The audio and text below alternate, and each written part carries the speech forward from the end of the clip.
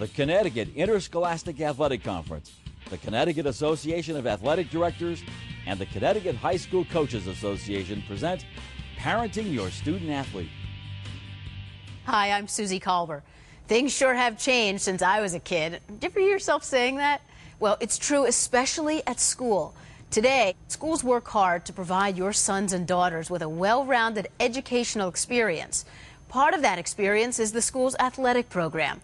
Most parents are familiar with Recreation League and elite youth sports programs where parents are intimately involved, in some cases actually coaching their child.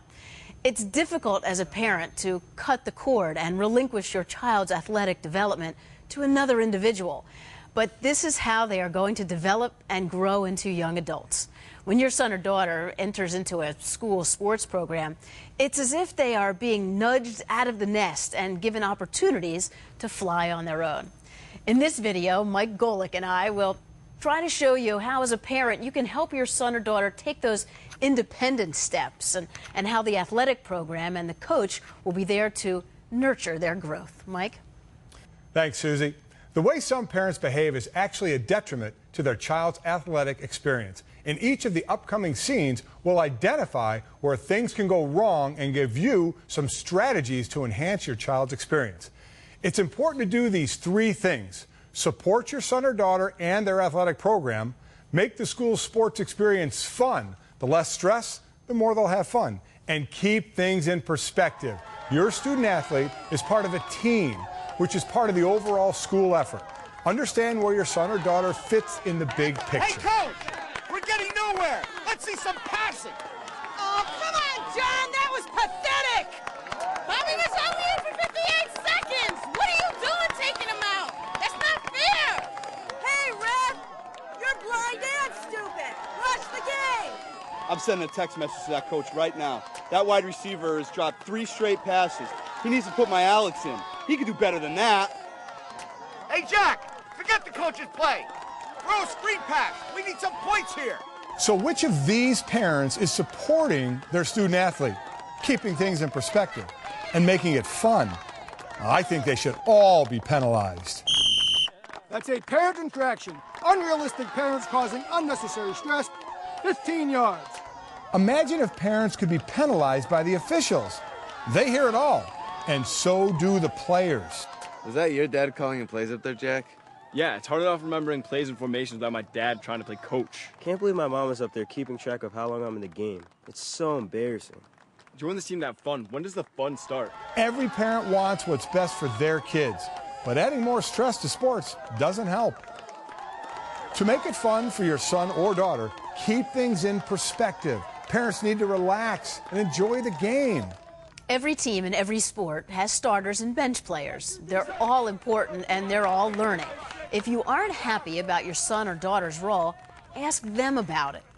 Let's go! He's out! I see you didn't get in again today.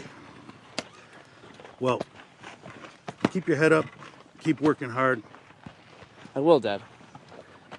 But how come you're not playing as much as you did last season? I don't know.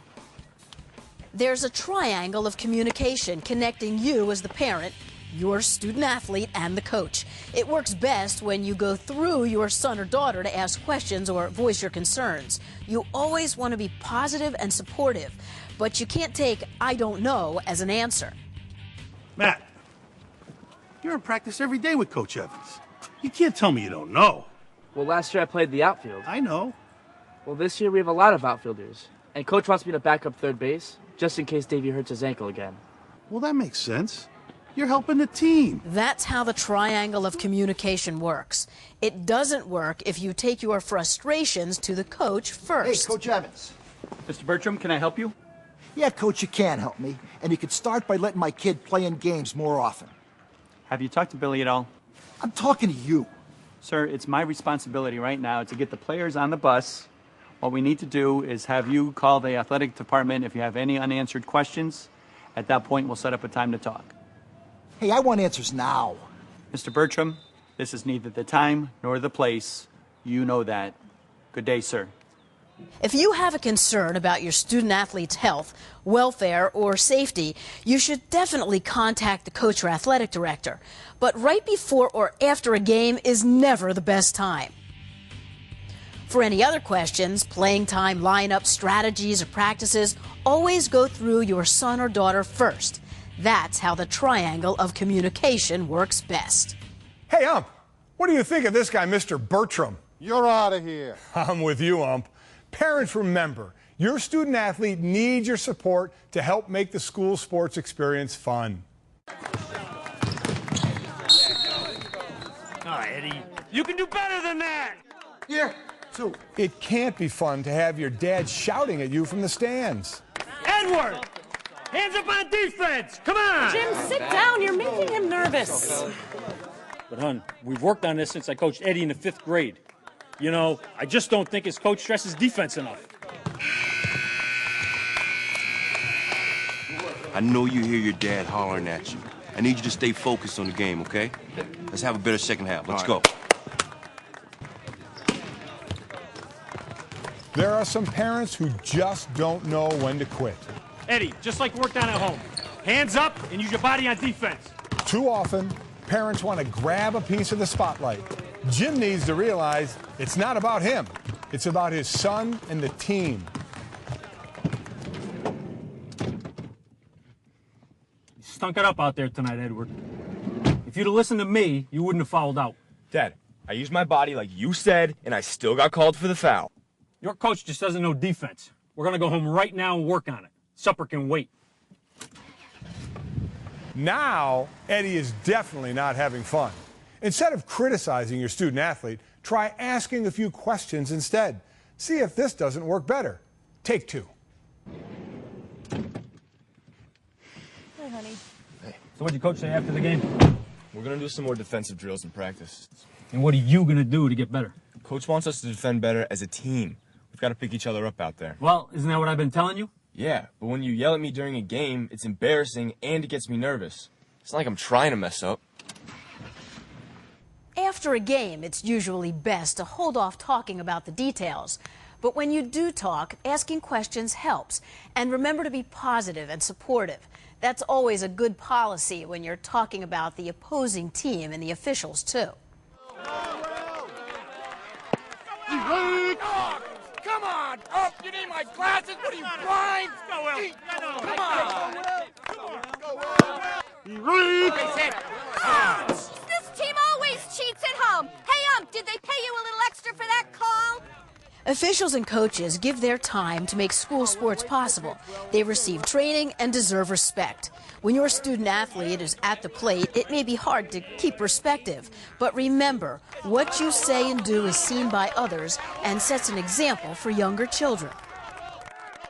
Come on, Will, wait for your pitch, Will. What do you say, Will? Wait for your pitch. Let's go. Come on, Will. Your student athlete is just trying to have fun. Coaches and officials make it possible.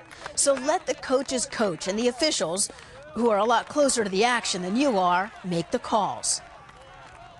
Let's face it, all of us parents want our kids to play every game, but the chances of that happening are about equal to the chances of me deciding to get a manicure and have my legs waxed, and you know that ain't happening. Come on, Katie. Come on, Katie. Let's go. Here we go, Valley.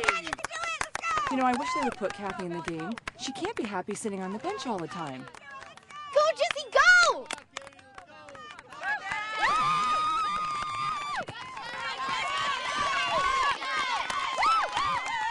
Kathy, I'm going to go talk to your coach about getting you some more playing time. No, Dad, please don't. But you should be playing ahead of Jesse. You did back in youth soccer. Mom, Jessie has some great moves. And Coach has me working with her in practice, and I'm really learning a lot. So when do you get to play? Coach says as I get better, I'll sub in for Jessie more. You know, she graduates this year, and I've got a whole nother year. Most parents tend to see only their son or daughter at games, but the coach sees every player every day, on the field and in practice, and how they work best together as a team. All right, girls, hands in. Valley on 3. 1, 2, 3. Valley! This should be a great game. The girls have a good winning streak going. Yeah, can't wait. Hey, Chrissy. Hi, Mom. Hey, that's my sister Jane. She's been coaching the varsity for 2 years now. Your sister's the coach and she doesn't let Chrissy start? Her own niece? Hey, Jane's got to put the strongest team on the field. The varsity goal is to win. Otherwise, she won't be coached for too long. But Chrissy's her niece. You know, when Jane and I used to coach youth soccer, we used to let everyone play. Yeah, I remember. The girls looked like a mob. They were all chasing the ball. I know, but at the high school level, it's a different story. The girls on the team really know who the best players are. So you're saying if Jane decided to start somebody else, like Chrissy, she'd lose all credibility as a coach? Absolutely. You know, Chrissy's just a sophomore. She's learning and she's getting better every day, but the older girls are just bigger and stronger right now. Sometimes it's hard to make the leap from the youth sports tradition of everyone gets to play to high school, where coaches are held accountable for winning.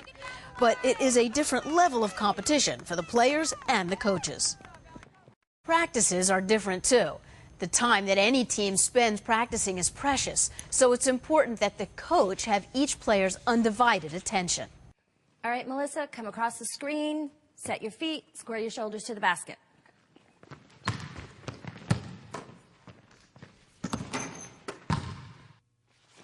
Come on, Melissa. I know you can do better than that, Melissa. Focus on planting your feet so you can get off a good shot.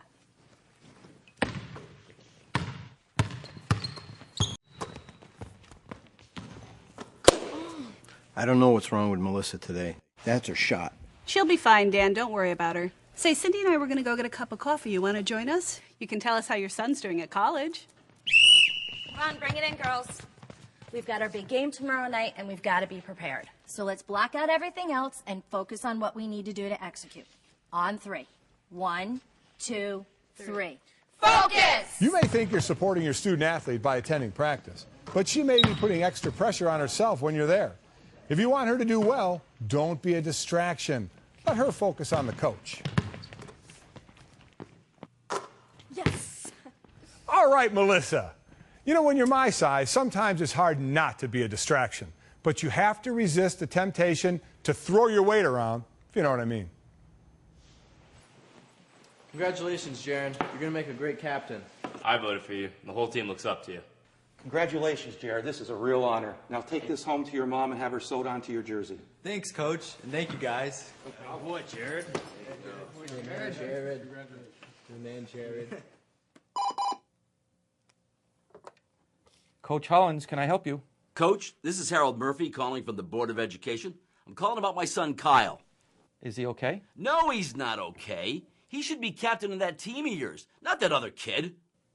Mr. Murphy, the boys voted for Jared. Kyle voted for him, too. You listen to me. I'm going to be the next Board of Education chairman in this town. You make my son co-captain, or next year at this time, you'll be looking for a job.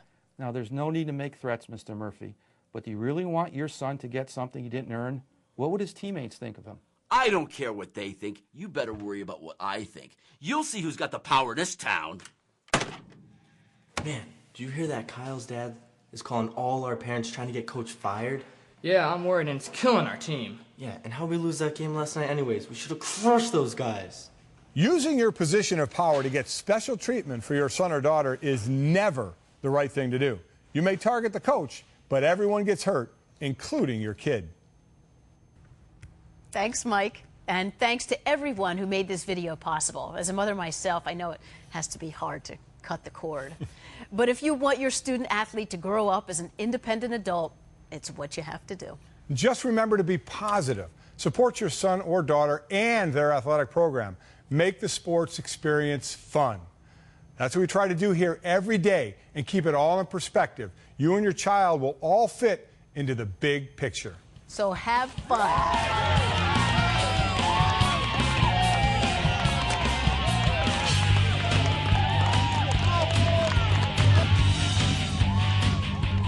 1, 2, 3. Belly!